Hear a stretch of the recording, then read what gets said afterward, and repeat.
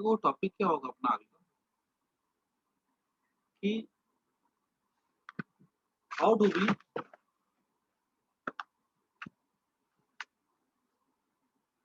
Create charge. ठीक है, मैं लिख देता हूँ मेथड ऑफ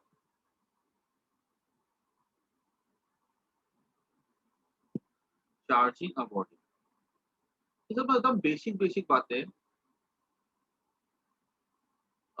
मैं एकदम फ्रैंकली बता रहा हूँ, इनसे एग्जाम में क्वेश्चन आए या ना आए कोई बहुत गारंटी नहीं है। ठीक है, लेकिन फिर भी पढ़ लेते, कभी अगर आ जाए तो हमको पता होना चाहिए।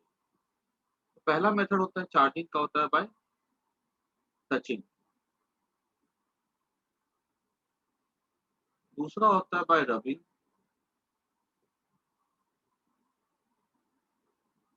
और तीसरा होता है बाय इंडक्शन।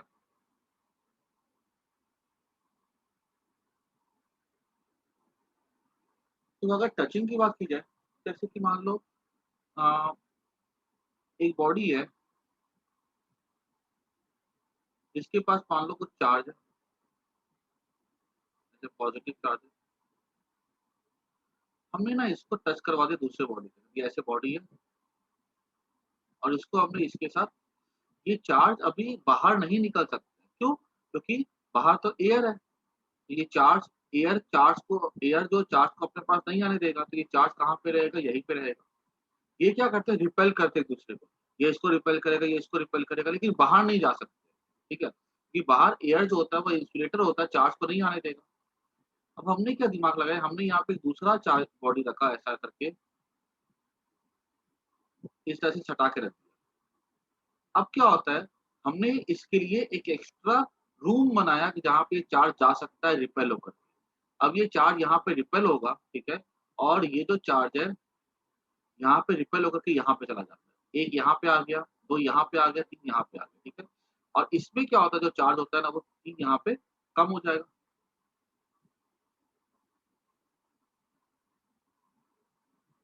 यहाँ चार्ज हो गया, 1, 2 और 3 यहाँ पे आ गया। तो ये जो चार्ज है ना, ये हमने क्या किया, खाली टच किया। तो टच करने से जो बॉडी का जो चार्ज हो जाता है, ठीक है? That is called as charging by touching. ठीक है?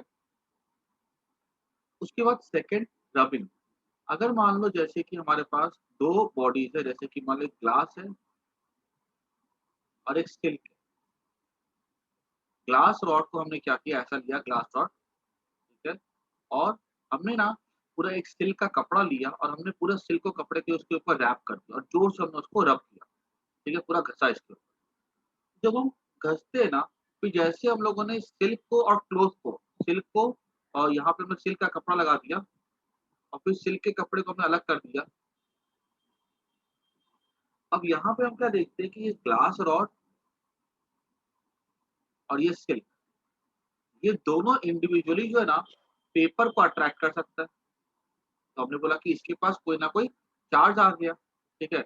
या हम ऐसा बोले, पेपर का छोड़ो, हमने ऐसा देखा कि जब हम रब करते हैं ऐसे, 2 ग्लास रॉड लेते हैं और 2 सिल्क का क्लॉथ लेते हैं और जब रब करते हैं, तो हम देखते हैं कि ग्लास रॉड को अगर हमने ऐसा हैंग किया, ठीक है? और दूसरा ग्लास रॉड अगर हमने ऐसा लिया, तो ये दोनों एक-दूसरे को रिपेल करते हैं, ठीक है? तो कुछ ना कुछ इस पे प्रॉपर्टी आ गई होगी चार्ज की। वो क्यों आई? क्योंकि हमने रब किया था। तो इस तरह से जो चार्ज होता है ना, उसको हम लोग क्या कहते हैं, चार्जिंग बाय रबिंग। और ये क्यों होता है? इसके पीछे कारण क्या होता है कि जो एटम्स होते हैं ना, ठीक है? उनके सेंटर पे न्यूक्लियस होता है, आजू-बाजू इलेक्ट्रॉन्स रिवॉल्व करते हैं, ठीक है ना? जब हम इसको रब करते हैं ना, तो क्या होता है, इलेक्ट्रॉन एक एटम से, ठीक है? एक एटम में इलेक्ट्रॉन वीकली बाउंडेड होते हैं, एक में स्ट्रांगली होते हैं। जैसे कि मान लो ग्लास में वीक होते हैं वो, ठीक है? ग्लास में वीकली बाउंडेड होते हैं। तो ग्लास में क्या होता है, ग्लास के इलेक्ट्रॉन ग्लास को छोड़ करके सिल्क में चले जाते हैं।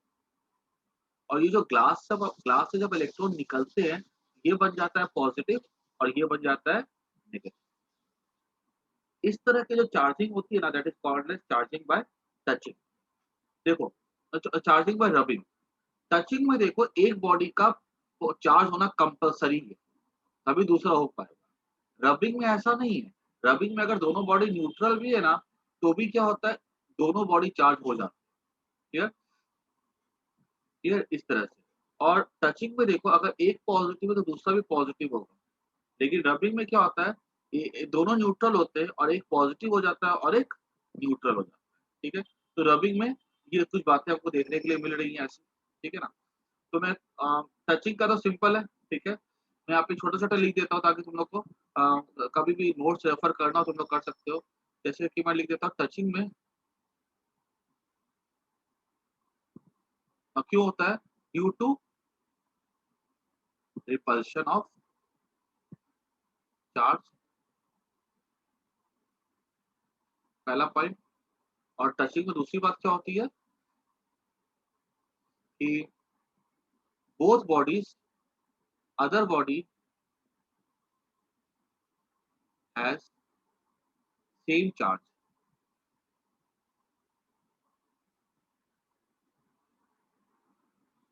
एज़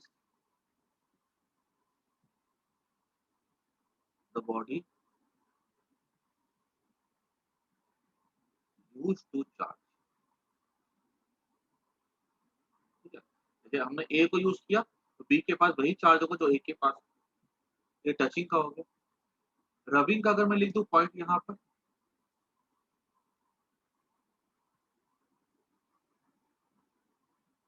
रबिंग का कारण क्या होता है? Transfer of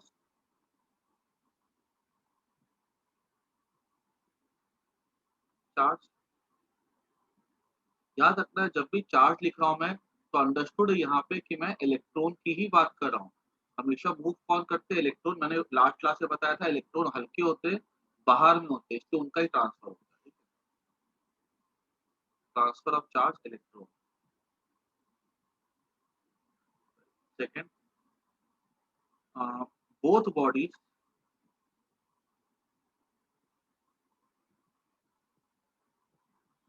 have opposite charges. ना, एक प्लस होगा दूसरा माइनस हो जाएगा। ठीक है? ये 2 पॉइंट तुम लोग लिख सकते हो। ठीक है?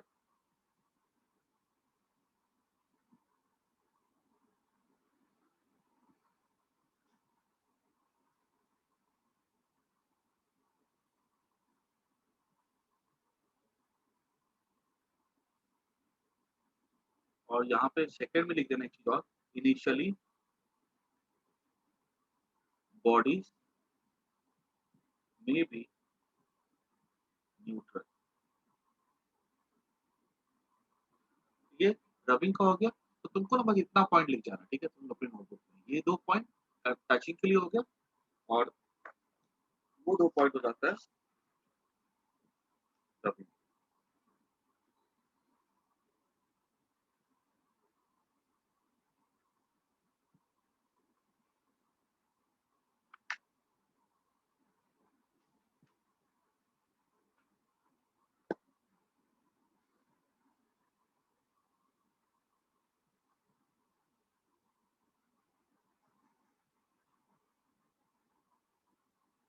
रबिंग में दोनों बॉडी न्यूट्रल हो सकते हैं।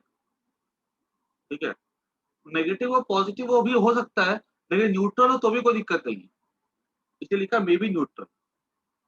ठीक है ना? पॉजिटिव भी हो, नेगेटिव भी हो, न्यूट्रल भी हो। ठीक है? कुछ भी चलेगा।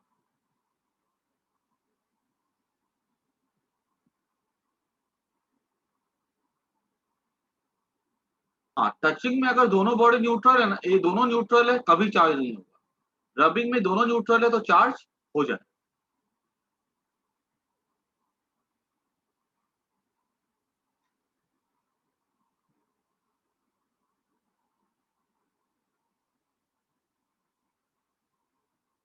अच्छा, इसमें ना तुम्हारे तुमको जो 2 एग्जांपल याद रखने हैं,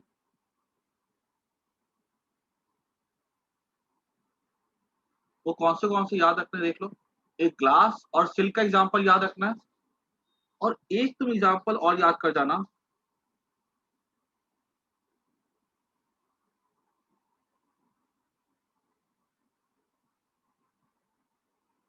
कैट फर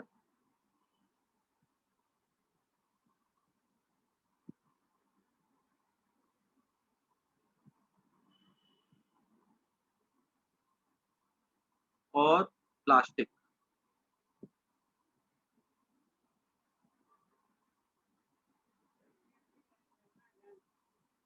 अगर ये दो को रब करते हैं ना, तो इसके पास आ जाता है पॉजिटिव और इसके पास आता है नेगेटिव। ठीक है, मतलब हम ऐसे तो बहुत सारे बॉडीज को रब कर सकते हैं, लेकिन जो दो इंपॉर्टेंट हमको अपने सिलेबस पे याद रखना है, एक ग्लास और सिल्क का याद रखना, और कैट फर का प्लास्टिक का याद रखना। और किसी की याद करने की जरूरत नहीं है। आगे बढ़ते हैं।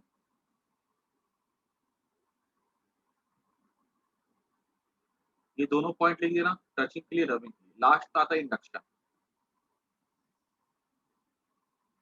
पेज टर्न कर रहा हूँ। लास्ट में क्या आता है? इंडक्शन।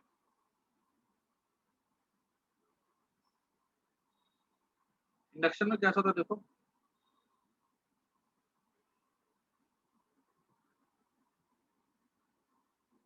हाँ, रबिंग का। कैट फॉर प्लास्टिक को रब करो तो cat fur positive, plastic negative. Glass को और सिल्क को रब करो, ग्लास पॉजिटिव और सिल्क नेगेटिव। ठीक है, ये बस दो एग्जांपल याद करना। ठीक है, ऐसा कुछ खास नहीं इनमें वैसे। आता है इंडक्शन। अब जैसे मान लो एक बॉडी है, मान लो ये पॉजिटिव है, और हमने क्या किया, इसके सामने ना ऐसे करके थर्ड है। ठीक है, हमने दूसरा बॉडी रखा, ये दूसरा बॉडी रखा लैथ लगा के हम लोगों ने ऐसा, ये प्लस है, तो यहाँ पे इंड्यूस करेगा नेगेटिव चार्ज। इंड्यूस मतलब होता है, ये प्लस क्या करता है, इलेक्ट्रॉन्स को अपनी तरफ खींच लेता है, यहाँ नेगेटिव हो जाएगा, और यहाँ पर हो जाएगा प्लस, इस तरह। ठीक है, ये देखो, ये ओरिजिनल चार्ज था, ये दोनों न्यूट्रल थे,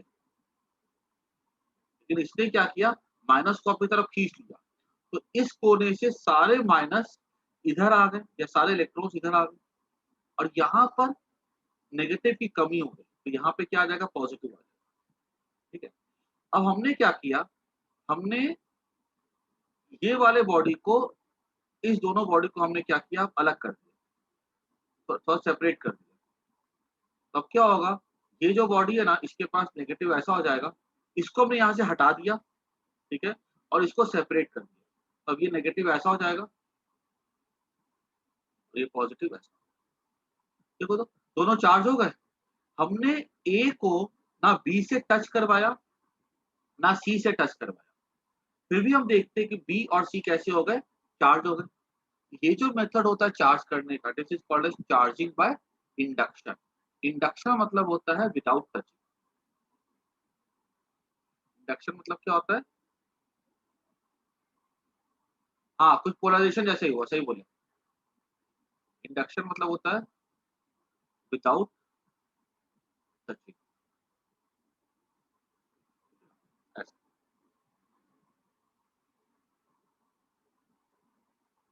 फिर ओके बाद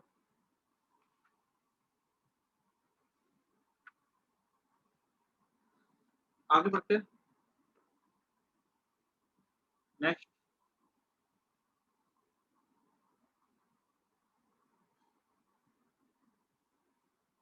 अब टॉपिक है डिवाइस यूज टू मेजर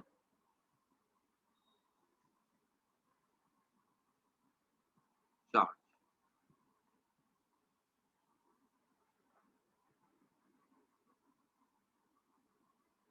एक मिनट।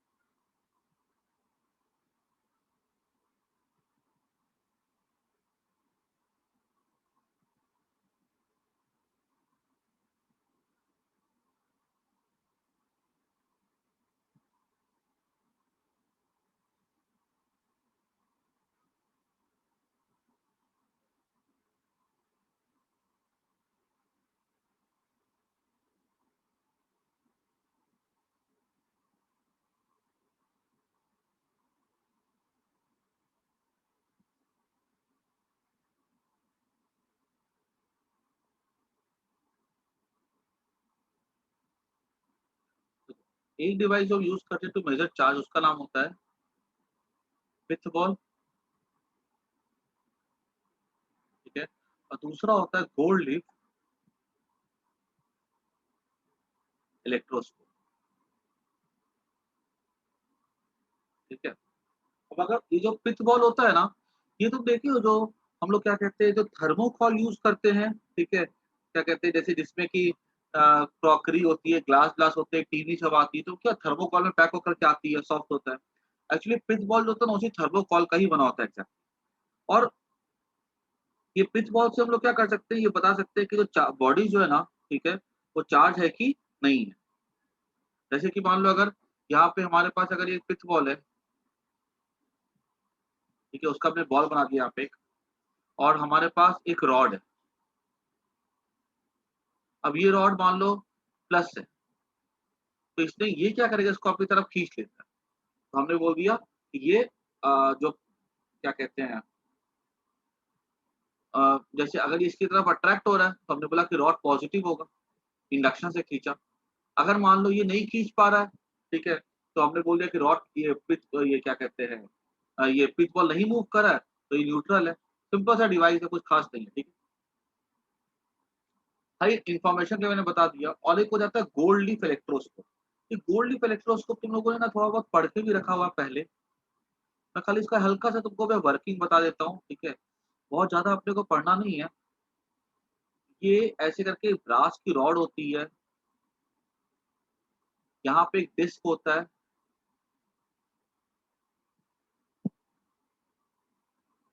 इस तरह से करके,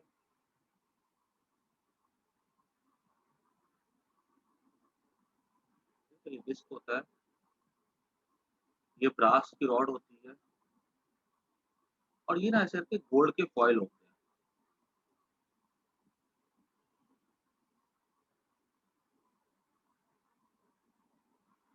ठीक है? अब ये गोल्ड के ही फॉइल क्यों यूज़ करते हैं? बिकॉज़ जो गोल्ड होता है ना, वो बहुत ही मैलिएबल होता है। मैलिएबल मतलब कि तुम गोल्ड को हथौड़े से मार-मार के बहुत पतला कर सकते हो। अब सोचो अगर गोल्ड बहुत पतला गोल्ड है और अगर मैंने इसमें थोड़ा-सा भी चार्ज दिया, हल्का-सा भी चार्ज दिया, ये तुरंत फैल करके ये ऐसा हो जाएगा, बहुत ज़्यादा फैल जाएगा। वज़न कम होगा ना गोल्ड का, तो इसको फैलने में आसानी होती है। इसलिए हम लोग गोल्ड यूज़ करते हैं। ठीक है, पहली चीज़। गोल्ड लीफ इलेक्ट्रोस्कोप में हम गोल्ड क्यों यूज़ करते हैं? तो ये नोट कर लेना इस चीज़ को। We use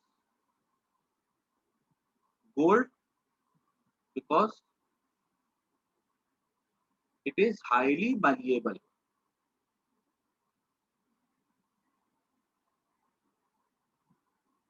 So with with small charge,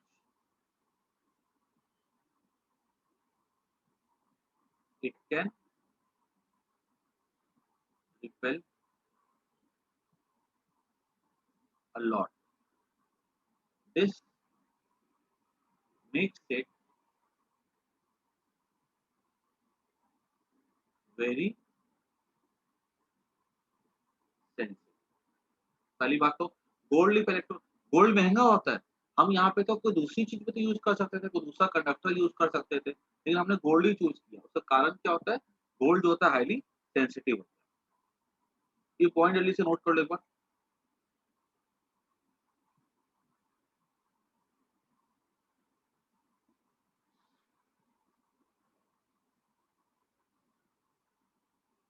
ठीक है ना? मैं तुम्हें ना पहले समझा देता हूँ कि गोल्ड लीफ कैसे काम करता है, उसके बाद ना मैं तुमको पूरा पॉइंट वाइज़ लिखवा दूँगा। पहले जैसे देखो, मान लो कि ये गोल्ड लीफ है, हमने यहाँ पे एक रॉड टच करवाई, ये रॉड पॉज़िटिव थी। जैसे हमने यहाँ पे टच करवाया, तो हमने देखा कि ये गोल्ड लीफ जो थे ना पहले एकदम ऐसे थे। ये गोल्ड लीफ जो मैंने ड्रॉ किया ना पहले कैसे थे? पहले ऐसे थे।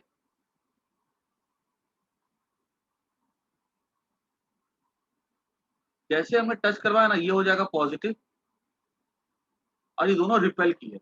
रिपेल किए तो ये ऐसे चलेगा, ठीक है? और ये फैल गया। इनके बीच में एंगल कुछ क्रिएट हो जाएगा। तो हमने बोला कि अच्छा, ये पहले चिपके हुए थे अब फैल गए, मतलब इस बॉडी के पास चार्ज है, तभी ना ये इसके पास चार्ज है और ये फैल गए। क्लियर? तो अगर हमने कोई गोल्ड लीफ इलेक्ट्रोस्कोप लिया जो कि न्यूट्रल है और अगर हम देखते हैं कि उसके लीव्स अगर फैल जाते हैं, मतलब इस बॉडी के पास जो हम टच करवा रहे हैं उसके पास चार्ज होगा। अगर हमने इसको टच करवाया और ये चिपके हुए थे, ठीक है, पहले, ये पहले कैसे थे? इनके पास कोई चार्ज नहीं था और ये चिपके हुए थे पहले, ठीक है? और हमने, ठीक है, पहले भी ये चिपके हुए थे, ठीक है? पॉजिटिव टच करवाया, दूर चले गए, मतलब इसके पास चार्ज है। अब हमने क्या देखा कि ये चिपके हुए हैं और हम देखते हैं एक रॉड टच करवाते हैं, अभी भी चिपके हुए ही हैं, मतलब ये न्यूट्रल है, ठीक है? ऐसा हम बोल सकते हैं।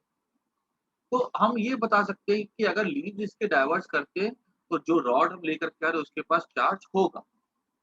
अब अगर सोचो, मान लो कि मैंने क्या किया, यहाँ पे इस गोल्ड लीफ को ना पहले मैंने क्या दिमाग लगाया कि मैंने इसको चार्ज पहले कर दिया पॉजिटिव। कैसे चार्ज कर देंगे पॉजिटिव? मुझे पता है ग्लास रॉड को रब करेंगे सिल्क के साथ तो ग्लास रॉड हो जाता है पॉजिटिव चार्ज।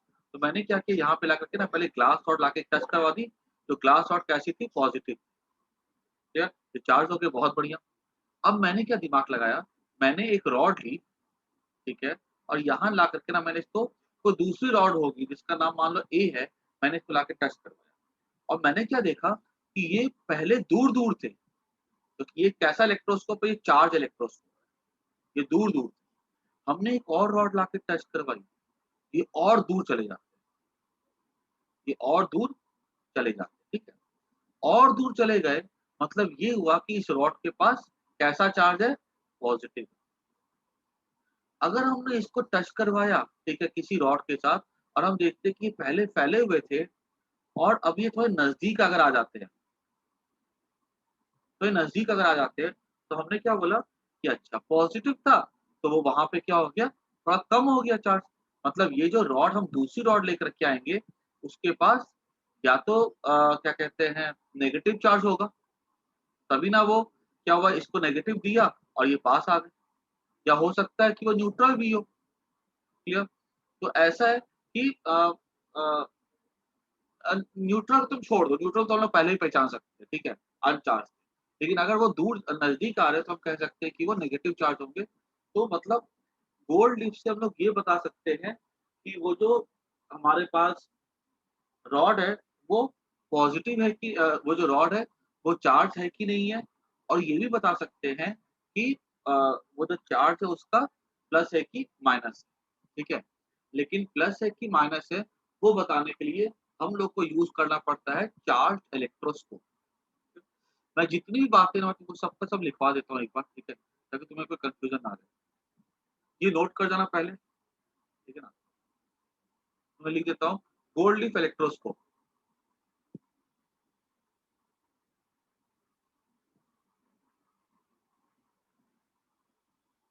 पहला इसका यूज़ क्या होता है? It determines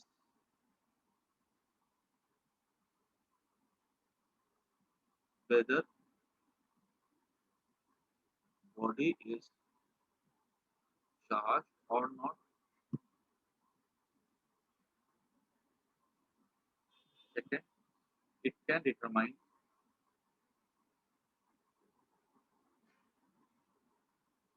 the nature of charge in body, ठीक है? फॉर दिस ब्रैकेट में रहेगा, वी यूज़ चार्ज इलेक्ट्रोस्कोप, ठीक है? और इसमें से ना कुछ चार्ट बना के लिख देता हूँ, ताकि तुमको ना कोई जो मैंने पढ़ाया ना तुमको अभी, ठीक है? वो सब मैं एक समरी के फॉर्म में लिख देता हूँ।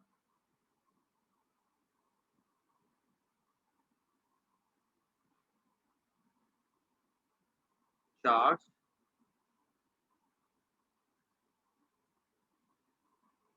On gold leaf,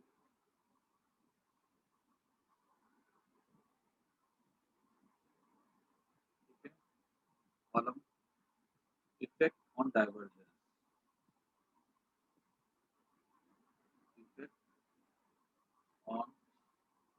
divergence of leaf, ठीक है, और चार्ट्स ऑन टेस्ट बॉडी। तो रॉड हम लेके आ रहे थे उसकी बात कर रहे हैं। पहला, चार्ज ऑन गोल्ड लीफ अगर अनचार्ज है, कोई चार्ज नहीं है, ठीक है, और हम देख एक रॉड लेकर के आते हैं और हम देखते हैं कि वहां पे पहला पॉइंट देखते हैं, नो डाइवर्जेंस, कोई डाइवर्जेंस नहीं हो रहा। तो हम बोलेंगे कि वो चार्ज ऑन टेस्ट बॉडी कैसा होगा, न्यूट्रल, कोई चार्ज, ठीक है। और अगर हम लेकर के आते हैं देख रहे, अगर हम बॉडी लेकर के आते हैं, ठीक है,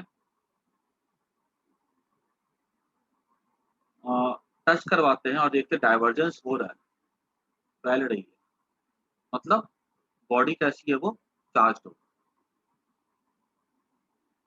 ये पहला पॉइंट।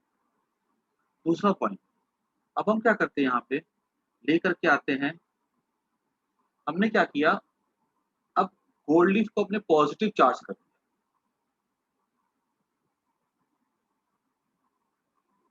गोल्ड लीफ को कैसा कर दिया, पॉजिटिव चार्ज, किससे करेंगे, ग्लास रॉड से कर सकते हैं, जिसको हमने पहले सेल्स रख किया होगा।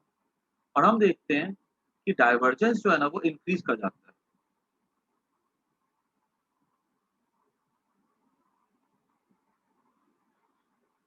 हाँ,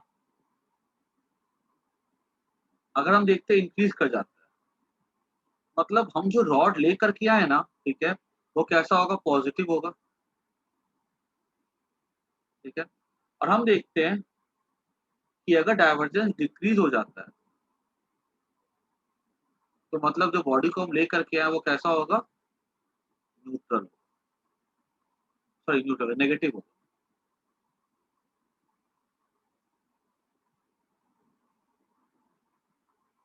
ठीक है? तो ये पॉइंट्स हो गए जिससे कि हम लोग, ये सिंपल सा टेबल है जिसको तुम लोग थोड़ा सा जो मैंने तुमको समझा दिया था कि पॉजिटिव चार्ज है और बढ़ रहा है डाइवर्जेंस, मतलब हम जिस रॉड को लेकर के आए थे वो कैसी है, पॉजिटिव है। पॉजिटिव चार्ज था, हम डिक्रीज कर जाता है, मतलब वहाँ नेगेटिव है उस रॉड में, ठीक है। तो इतना बस तुम लोग गोल्ड लिप में लिख लो, ठीक है। हालांकि देखो मैंने कभी सवाल देखा नहीं इसके ऊपर तुम्हारे बोर्ड में, ठीक है, लेकिन अगर आ जाए तो तुमको पता होना चाहिए, ठीक है, क्योंकि ऐसा ना कि कभी नहीं आया तो आ ही नहीं सकता, एक बार का क्वेश्चन कभी पूछ ले, ठीक है, तुमको इसके बारे में नॉलेज होनी चाहिए।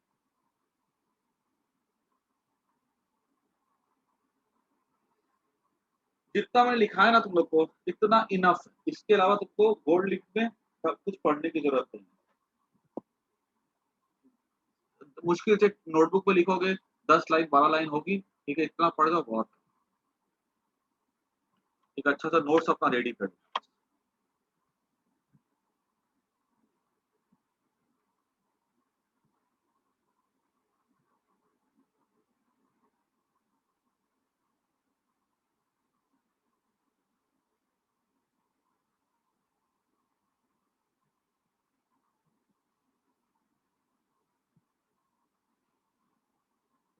ऊपर जाना।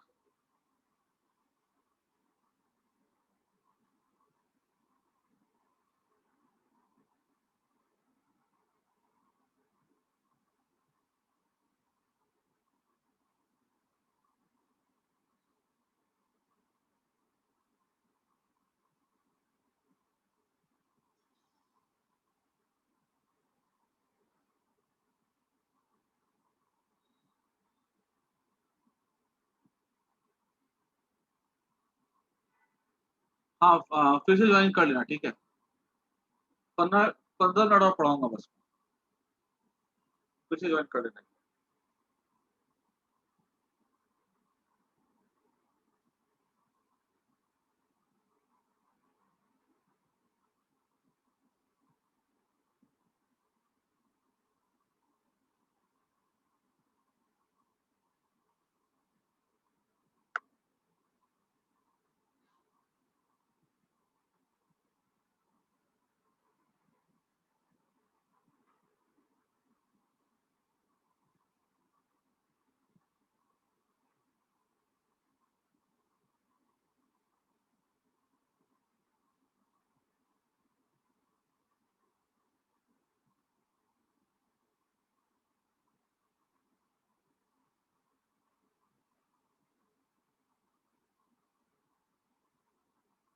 अच्छा, और दूसरी बात तुम लोग को बता देता हूँ कि तुम लोग की जब ऑफलाइन क्लास देखो जैसे चालू होगी, ऑनलाइन पे तो क्या है, चलो कोई दिक्कत नहीं, थोड़ा-सा फ्लेक्सिबल होता है, ऊपर-नीचे टाइम हो जाता है कभी।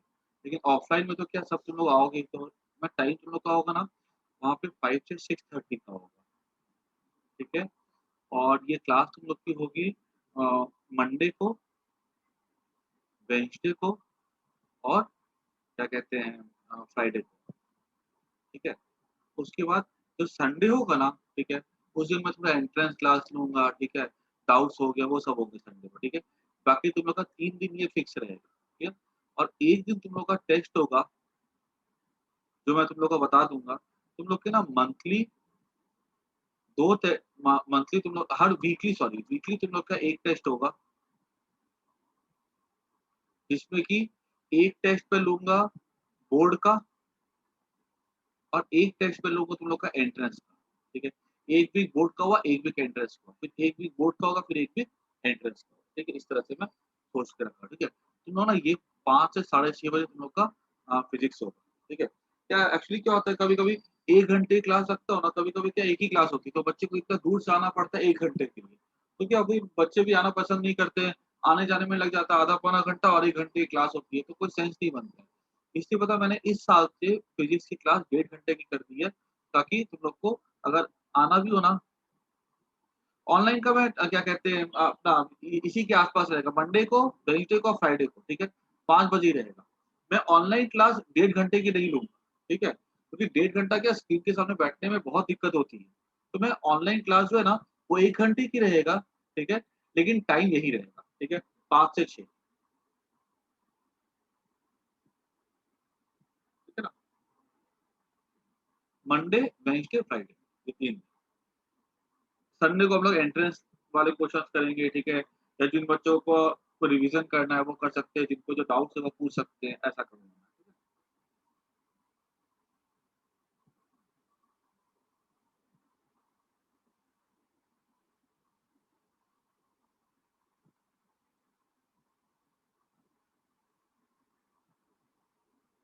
तो उसके बाद ये हो गया हमारा। अभी समझ लो कि तुम लोग को पढ़ना क्या-क्या है, ठीक है? देखो, जो तुम लोग जो टॉपिक पढ़ोगे ना, इलेक्ट्रिक चार्ज, तुम्हें देखो अब तुम्हारा 12th में सिलेबस क्या-क्या होगा मैं तुम्हें थोड़ा समझा देता हूँ। तुमको पढ़ना होगा इलेक्ट्रिक चार्ज के बारे में, और इसको ना हम लोग पढ़ेंगे 3 पार्ट में, कि तुमको समझ में आए कि हम लोग का पूरा प्रोसीजर क्या होगा पढ़ाई करने का। हम इलेक्ट्रिक चार्ज के बारे में पढ़ेंगे, जैसा जिसकी हम लोग पढ़ाई स्टार्ट भी कर दी है। हम पढ़ेंगे चार्ज एट रेस्ट के बारे में, हम पढ़ेंगे चार्ज विथ यूनिफ़ॉर्म वेलोसिटी, हम पढ़ेंगे चार्ज विथ एक्सेलरेशन के बारे में। ये तीनों कैटेगरी के हम चार्ज के बारे में पढ़ेंगे। चार्ज एट रेस्ट में जो आता है ना, ये हमारा चैप्टर में आता है इलेक्ट्रोस्टैटिक्स में, ठीक है? ये हमारा आएगा इसमें कैपेसिटर्स में। चार्ज विथ यूनिफ़ॉर्म वेलोसिटी आती है करंट इलेक्ट्रिसिटी में। ये तुम लोग का चैप्टर नंबर जो तुम्हारी टेक्स्ट बुक का अ ये जो क्या कहते हैं चैप्टर 4 तक जो है ना, इसी के ऊपर है। और ये न्यूटन से, और एनसीईआरटी का चैप्टर 2 तक जो है ना, वो इसी 2 से डील करता है। उसके बाद एक चैप्टर नया चैप्टर है करंट इलेक्ट्रिसिटी, जहाँ पे हम पढ़ेंगे चार्ज विथ यूनिफ़ॉर्म वेलोसिटी। फिर उसके बाद तुम्हारा आएगा मैग्नेटिज़्म। इसमें भी हम क्या पढ़ते हैं, चार्ज विथ यूनिफ़ॉर्म वेलोसिटी के बारे में पढ़ते हैं। और चार्ज विथ एक्सेलरेशन में आती है स्टडी ऑफ इलेक्ट्रोमैग्नेटिक वेव्स।